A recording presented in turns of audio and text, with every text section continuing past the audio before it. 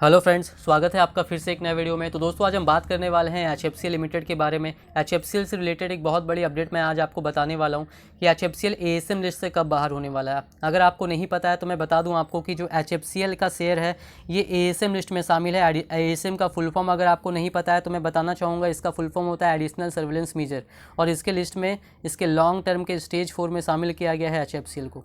तो इसकी वजह से इसके ऊपर काफ़ी सारी पाबंदियां लगी हुई है। तो मैं आज आपको बताने वाला हूं इस वीडियो में कि HFCL कब इससे एग्जिट करने वाला है। तो चलिए दोस्तों, बिना वक्त गंवाए वीडियो को शुरू करते हैं। अगर आपने चैनल पे पहली बार विजिट किया है तो चैनल को सब्सक्राइब जरूर कर लीजिएगा और नोटिफिकेशन बेल का आइकन भी प्रेस कर लीजिएगा। आपको इस चैनल पे शेयर मार्केट से रिलेटेड लेटेस्ट वीडियोस मिलती रहती हैं और HFCL से रिलेटेड जब भी कोई भी अपडेट आएगी आपको बिल्कुल इस चैनल पर मिल जाएगी। तो देखिए दोस्तों, अगर हम नज़र डालें यहाँ पर HFCL पे, तो ASM लिस्ट क्या होता है वो मैं आपको पहले बताना चाहूँगा अगर आपको नहीं पता है। अगर आप मेरे पुराने व्यूवर हैं तो आपको बिल्कुल पता होगा, और अगर नहीं पता है तो मैंने इसके ऊपर वीडियो बनाया हुआ है, मैं उसकी लिंक डिस्क्रिप्शन में डाल दूँगा, आप वहाँ पर जाकर के देख सकते हैं। मैं थोड़ा सा बस ASM के बारे में बता देता हूँ अगर आप नए व्यूवर हो तो। देखिए, ASM का मतलब होता है एडिशनल सर्विलेंस मेजर। तो इसमें किसी भी स्टॉक को सेबी डाल सकती है। अगर किसी भी स्टॉक, कुछ क्राइटेरिया उसके लिए सेबी ने रखा हुआ है, वो फुलफिल होता है तो इसमें किसी भी स्टॉक को डाल देती है। तो यहाँ पर जो है HFCL को भी डाला गया है। अब इसमें होता क्या है, जैसे कि मैं एक क्राइटेरिया बता दे रहा हूँ आपको। किसी भी स्टॉक में अगर देखा जाता है कि ज़बरदस्त रैली हुई है, जैसे उसका लास्ट का 3 महीना कहीं देख लिया गया, उस स्टॉक ने उसमें 100% का रिटर्न दे दिया, 150% या उससे भी ज़्यादा का दे दिया है, तो फिर सेबी को लगता है कुछ यहाँ पर जो है इन्वेस्टर्स की सेफ्टी के लिए वो उस स्टॉक को डाल देती है कुछ दिनों के लिए ASM लिस्ट में। और जब ASM लिस्ट में होता है तो यहाँ पर उस स्टॉक की कुछ दिनों तक एक्स्ट्रा मॉनिटरिंग की जाती है। जो क्राइटेरिया जिस वजह से उन्होंने डाला था उसको ASM लिस्ट में, वहाँ पर चेक किया जाता है कि अब उसमें वो सब हो रहा है या नहीं हो रहा है। अगर वो होना बंद हो जाता है तो फिर इसको वहाँ से बाहर निकाल दिया जाता है। तो ये इन्वेस्टर्स की सेफ्टी के लिए किया जाता है। अब ASM के भी दो टाइप होते हैं, दो कैटेगरी होती है। एक होता है शॉर्ट टर्म ASM और दूसरा होता है लॉन्ग टर्म ASM। तो लॉन्ग टर्म ASM की कोई भी ASM है तो इसके अंदर स्टेज होता है। जैसे लॉन्ग टर्म के अंदर स्टेज 1 2 3 4 है, 4 स्टेज होता है। तो जो HFCL है वो इसी के स्टेज 4 में शामिल किया गया है। ठीक है, तो अब इससे एग्जिट कैसे होगा वो भी मैं आपको आगे इस वीडियो में बताने वाला हूँ। देखिए, सबसे पहले एग्जिट कब होगा उसका कैलकुलेशन करने के पहले ये जानना ज़रूरी है कि किसी भी स्टॉक को शामिल कब किया गया है उस लिस्ट में। तो यहाँ पर देखिए, ये मैं आपको बता रहा हूँ, ये मैंने एक्सचेंज की साइट से डाउनलोड किया है। यहाँ पर आप देख सकते हैं साफ साफ लिखा हुआ है, list of security short listed in long term ASM framework stage 4। और यहाँ पर देखिए 7 जुलाई 2021 को यहाँ पर शामिल किया गया था HFCL को लॉन्ग टर्म ASM के स्टेज 4 में। ठीक है, 7 जुलाई को डेट याद रखिएगा, 7 जुलाई 2021। अब इससे एग्जिट कैसे होगा? देखिए, जब इसको शामिल किया गया था, मैंने उसी वक्त मैंने जून महीने में ही वीडियो बनाया हुआ था ASM लिस्ट के ऊपर, और उसी वक्त मैंने आपको बताया था कि जो एक्सचेंज की गाइडलाइंस है इससे एग्जिट करने के लिए वो क्या है। ये देखिए, ये BSE का नोटिस है, ये 4 जून का है। मैंने उस वक्त जून में भी बताया था आपको। इसमें जो क्राइटेरिया बताया गया है यहाँ पर देखिए, इसके हिसाब से यहाँ पर कोई भी स्टॉक को अगर शामिल किया जाता है तो उसको कम से कम लॉन्ग टर्म के स्टेज 4 में अगर रखा जाता है तो मिनिमम कम से कम 90 कैलेंडर डेज लॉन्ग टर्म के स्टेज 4 में रहना पड़ेगा। और वहाँ पर 90 कैलेंडर डेज पूरे करने के बाद फिर उसका स्टेज वाइज एग्जिट होगा। यानी जब 90 डेज़ पूरा हो जाएगा तो फिर यहाँ पर क्या है, post completion of 90 calendar days वहाँ पर स्टेज वाइज रिव्यू होगा, वीकली रिव्यू होगा, और वीकली रिव्यू के बाद स्टेज वाइज एग्जिट होगा। स्टेज वाइज का मतलब क्या है कि स्टॉक अगर अभी स्टेज 4 में है, 90 डेज़ यहाँ पर उसने पूरे कर लिए, 90 कैलेंडर डेज़, तो अब वहाँ पर फिर 90 कैलेंडर डेज़ के बाद एक हफ्ता वीकली के हिसाब से उसका रिव्यू किया जाएगा।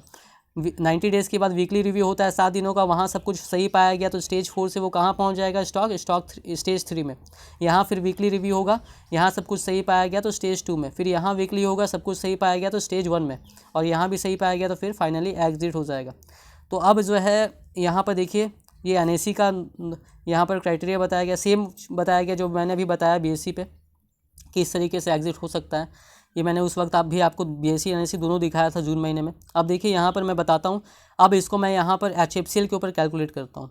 अब देखिए, HFCL जो है, HFCL को जो शामिल किया गया, कब किया गया, 7 जुलाई को शामिल किया गया, 7 जुलाई 2021 को शामिल किया गया। ठीक है, अब यहाँ से ये बाहर कैसे होगा? तो पहले आपको यहाँ पर 90 कैलेंडर डेज़ जोड़ना है इसमें। अब 90 कैलेंडर डेज़ में मैं सारा दिन जोड़ूंगा, सारा हॉलीडेज़ या ऑफ डेज़ को भी लेकर के। तो जुलाई कितने दिनों का होता है? जुलाई होता है 31 दिनों का महीना होता है। ठीक है, तो अब यहाँ पर 7 जुलाई से अगर आप जोड़ना शुरू करेंगे तो आप 31 जुलाई तक जोड़िए, तो यहाँ पर कितना दिन हो जाएगा? यहाँ पर निकल करके आपका आएगा 25 दिन, यानी कि जुलाई महीने में 25 दिन हो जाते हैं 31 जुलाई तक। ठीक है, अब इसके बाद आप जोड़िए आगे, 25 दिन हो गए 31 जुलाई तक। अब अगस्त का महीना आता है, अगस्त के महीने में 31 दिन होते हैं, तो यहाँ 31 अगस्त तक आपको जोड़ना है। 25 में 31 जोड़ लीजिएगा, आप भी जोड़ कर देख सकते हैं, तो 56 होता है, 56 दिन आएगा। यानी 31 अगस्त तक 56 दिन कंप्लीट हो जाते हैं। 56 कैलेंडर डेज 31 अगस्त तक पूरे हो गए, ठीक है, यहाँ पर ध्यान रखिएगा। 31 अगस्त तक कितने पूरे हो गए थे? 56 कैलेंडर डेज। अब 56 के बाद अगस्त के बाद क्या आता है? सितंबर। सितंबर होता है 30 दिनों का, 30 डेज़ का होता है। तो 56 में 30 जोड़ दीजिए, तो यहाँ पर 56 में 30 जोड़िएगा तो कितना आ जाएगा? 86 दिन हो जाएगा। तो 30 सितंबर तक कितने दिन पूरे हो गए? 86 दिन पूरे हो गए। 86 कैलेंडर डेज 30 सितंबर तक, ठीक है। 30 सितंबर तक कितने दिन पूरे हो गए? 86 कैलेंडर डेज यहाँ पर पूरे हो चुके हैं एएसएम लिस्ट में, स्टेज 4 में। अब आपको 90 दिन करना था, 90 कैलेंडर डेज, तो 86 में और 4 जोड़ लीजिए, तो 4 दिन जोड़ेंगे तो क्या हो जाएगा? 90 कैलेंडर डेज पूरा हो गया। और सितंबर के बाद क्या आता है? अक्टूबर आता है, यानी 4 अक्टूबर को इसका 90 कैलेंडर डेज पूरा हो गया स्टेज 4 में। अब यहाँ से आगे जोड़ते हैं, अब यहाँ से ध्यान दीजिएगा। तो 4 अक्टूबर को इसका 90 कैलेंडर डेज स्टेज 4 में पूरा हो जाता है। अब वीकली रिव्यू शुरू हो जाएगा, यानी 4 में अगर 7 दिन का वीकली रिव्यू होगा तो फिर कहाँ आएगा? 11 अक्टूबर आएगा। तो 11 अक्टूबर को क्या हो जाएगा? ये स्टेज 4 से कहाँ पहुँच जाएगा? स्टेज 3 में पूरा हो जाएगा, क्योंकि 4 अक्टूबर में उसका 90 कैलेंडर डेज पूरा हो गया स्टेज 4 में। अब यहाँ से वीकली रिव्यू शुरू होगा, एक हफ्ते यानी 11 अक्टूबर तक हुआ वीकली, तो फिर सब कुछ सही पाया गया तो स्टेज 3 में। अब 11 अक्टूबर में 7 दिन जोड़ दीजिए, तो क्या डेट आएगा? 18 अक्टूबर आएगा। 18 अक्टूबर को ये फिर कहाँ पहुँच जाएगा? स्टेज 2 में पहुँच जाएगा, ठीक है।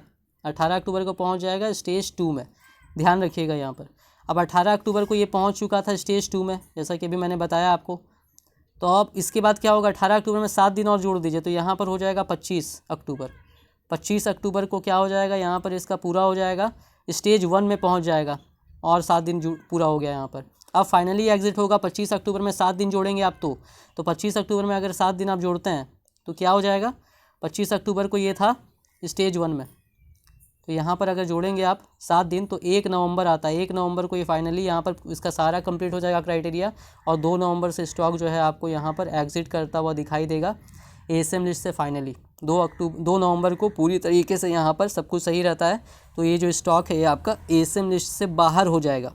तो यही दोस्तों यहाँ पर जो है एचएफसीएल इस तरीके से बाहर हो गया, यहाँ पर सारा मैंने आपको बताया हुआ है। तो अब क्या होगा जब ये एएसएम लिस्ट से बाहर होगा? तो अभी जब एएसएम लिस्ट में स्टॉक शामिल है तो इसमें क्या हो रहा है? जब स्टॉक एएसएम लिस्ट में शामिल है तो यहाँ पर बहुत सारा पाबंदी लगा हुआ है। जब एएसएम लिस्ट में रहता है तो उसमें मार्जिन 100% कर दिया जाता है इंट्राडे का। तो जैसे इंट्राडे में आप क्या कर सकते हैं, यहाँ पर आपको बहुत ज़्यादा वहाँ पर फ़ायदा मिलता है। आप 20 रुपये लगा करके क्या होता है 4 गुना 5 गुना माल उठा सकते हैं। 20 रुपये लगाया 100 रुपये का माल उठा लिया, इंट्राडे में ये बेनिफिट मिलता है। तो यहाँ पर ये सारा बंद हो जाता है इसमें। तो इसी वजह से जो भी स्टॉक को एएसएम लिस्ट के स्टेज 4 में यहाँ शामिल कर लिया गया, जैसे एचएफसीएल को शामिल किया गया है, तो यहाँ पर इसमें इंट्राडे भी नहीं हो सकता है, कोई फ़ायदा ही नहीं है जब आपको पूरा पैसा लगाना ही पड़ेगा। तो और यहाँ पर इसी वजह से जो है वॉल्यूम भी कम हो जाएगा। तो बहुत तरह का पाबंदी लग जाता है किसी भी स्टॉक में। तो इस वजह से जब भी किसी स्टॉक को शामिल किया जाता है एएसएम लिस्ट में, तो उसकी वजह से यहाँ पर उस स्टॉक में क्या होता है, थोड़ा सा उसका जो मूवमेंट है उस पर ब्रेक लग जाता है। और यहाँ पर एचएफसीएल में भी ऐसा हुआ था, वॉल्यूम कम हो गया था। तो इस वजह से आपको भी पहले जो इसको शामिल किया गया एएसएम लिस्ट में, तो तब तक ये बहुत अच्छे लेवल पे पहुंचा हुआ था, 95 रुपये तक का लेवल टच कर दिया था। लेकिन उसके बाद वॉल्यूम कम हो गया, बहुत सारा पाबंदी लग गया, तो फिर इसमें गिरावट भी देखने को मिलने लगा। 55 रुपये के लेवल तक भी आ गया था, लेकिन फिर क्या हुआ, स्टॉक ऊपर भी गया। जो इसका लेवल था 75 रुपये तक अभी ये पहुँचा हुआ है। तो देखिए स्टॉक जो है एएसएम लिस्ट की वजह से भी काफ़ी गिरावट हुई थी। और अभी जो है काफ़ी अच्छी न्यूज़ स्टॉक को लेकर के आई है, फंड रेजिंग को लेकर के आई है। इसके अलावा कंपनी जो है अभी पीएलआई स्कीम को लेकर के भी जो नाम सेलेक्ट होने वाला है फाइनली, उसका भी अनाउंसमेंट होने वाला है, उसका भी कुछ दिनों में हो जाएगा। वहाँ पर भी जो है एचएफसीएल का नाम आ सकता है। भारत नेट प्रोजेक्ट अभी जिसको भी मिलेगा वहाँ पर ओएफसी केबल सप्लाई करना है, जहाँ 60,000 से 70,000 करोड़ का रेवेन्यू कंपनी जनरेट कर सकती है, कंपनी ने बताया है।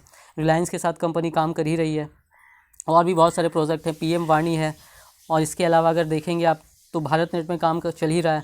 तो इस तरीके से बहुत सारे प्रोजेक्ट हैं एचएफसीएल के पास। तो इसी वजह से मैं कह रहा हूँ ये जो स्टॉक है एएसएम लिस्ट से जैसे ही बाहर होगा, आपको शेयर ज़बरदस्त तेज़ी के साथ भागता हुआ उसके पहले ही दिखाई देने लग जाएगा जब एग्जिट करने वाला होगा। तो ये स्टॉक जो है दोस्तों नहीं लिया है तो ले लीजिए अभी के प्राइस पे, यहाँ से ऊपर ही जाएगा स्टॉक। जिस भी प्राइस पे लिया आपने होल्ड कीजिए लॉन्ग टर्म के लिए, 5 सालों में बहुत आगे जाएगा ये स्टॉक आपका, और लॉन्ग टर्म में है तो इसको बाई कर लीजिए, आपको अच्छा खासा बेनिफिट होने वाला है। इन्वेस्टमेंट करने के पहले अपना रिसर्च जरूर कीजिएगा। अगर वीडियो पसंद आई हो तो वीडियो को लाइक ज़रूर कीजिएगा। चैनल पे पहली बार विजिट किया है तो चैनल को सब्सक्राइब ज़रूर कर लीजिएगा।